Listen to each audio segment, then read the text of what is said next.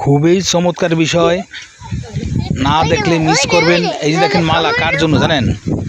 গোরক্ষ দেবতা। হিন্দুরা বহু প্রাচীন কাল থেকে গোরক্ষ দেবতা তার পূজা করে আসছে।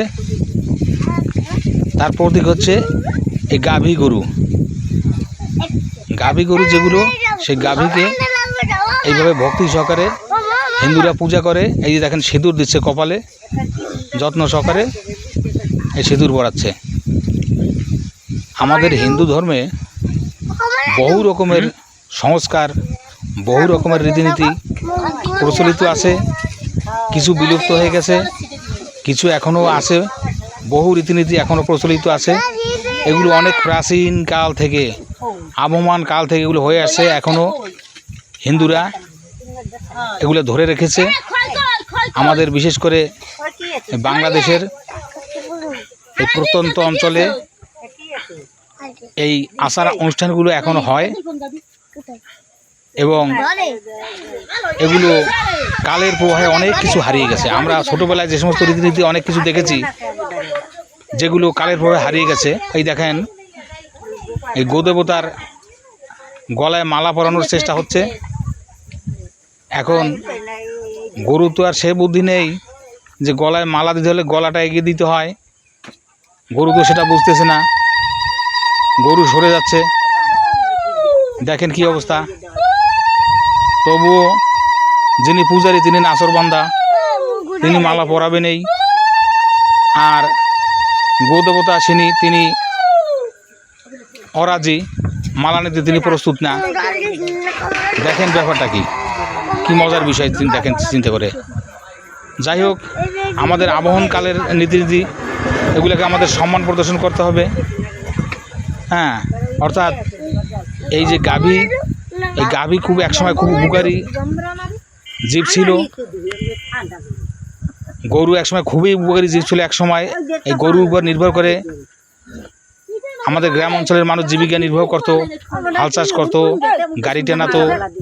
গাভীর দুধ খেয়ে তারা পুষ্ট হতো, বিভিন্ন রকম খাবার দাবার তৈরি করতো গাভীর দুধ দিয়ে। দেখেন, গাভী কথা শুনছে না, তাকে কথা শোনানোর কি চেষ্টা হচ্ছে, শেষ পর্যন্ত মালা ছিঁড়ে তার গলায় বেঁধে দেওয়া হলো। দেখছেন কি মজার বিষয়। হ্যাঁ, এখন সে চুপ করে আছে। গাভীর গলায় মালা পরানো হচ্ছে। আপনারা দেখেন লক্ষ্য করে, যারা দূর দূরান্ত থেকে দেখছেন তারা অবশ্যই খুব আশ্চর্য বোধ করছেন বা খুব মজা পাচ্ছেন ভিডিওটি দেখে, খুবই চমৎকৃত হচ্ছেন যে সত্যিই একটা আবহমানকালের রীতিনীতি এগুলি এখন আমাদের গ্রাম বাংলায় পরিচালিত। ওই যে দেখেন, ওই যে প্রসাদ সাজানো হয়েছে, পায়েস রান্না করা হয়েছে। ওই দেখছেন, ওই যে কলার পাতায় পায়েস সাজিয়ে রাখা হয়েছে, প্রসাদ গোরক্ষ দেবতার। আর এই যে ফুল মালা বিভিন্ন রকম জিনিস এখানে সাজানো আছে। এই পূজার শেষে ওই যে এখন এই দেখেন, এই যে দুধ মিশ্রিত জল ছিটানো হচ্ছে গোরক্ষ দেবতার গায়ে। আর এই গোরক্ষ দেবতার পূজার শেষে খই ছিটানো হয়। ওই খই আবার ওখান থেকে তুলে খায় ভক্তরা। তারপরে এই যে প্রসাদটা, এইটা গোরক্ষ দেবতার পূজার শেষে এই প্রসাদটা সবার কাছে বিলি করা হবে, প্রসাদ বিতরণ করা হবে, ভক্তি সহকারে সবাই খাবে। আর ওই যে দেখেন, একজন বসে আছে, একজন বৃদ্ধা মহিলা, উনি এই নিয়মকানুনগুলা ওনাকে শেখাচ্ছেন। কারণ উনি তো অভিজ্ঞ, ওনার অনেক বয়স হয়েছে, ওনার অভিজ্ঞতা আছে এইসব পূজা করার। এই জন্য উনি ওনার এই পুত্রবধূ সমতুল্য যিনি, তাকে এইসবগুলো বুঝিয়ে দিচ্ছেন, শেখাচ্ছেন যে এইভাবে পূজা করতে হয়।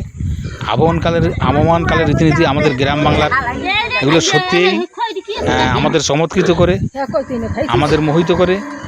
হ্যাঁ, এইটাই তো আমাদের গ্রাম বাংলার সংস্কৃতি, আমাদের বাঙালির সংস্কৃতি।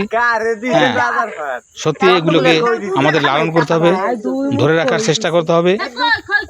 সবাইকে ধন্যবাদ।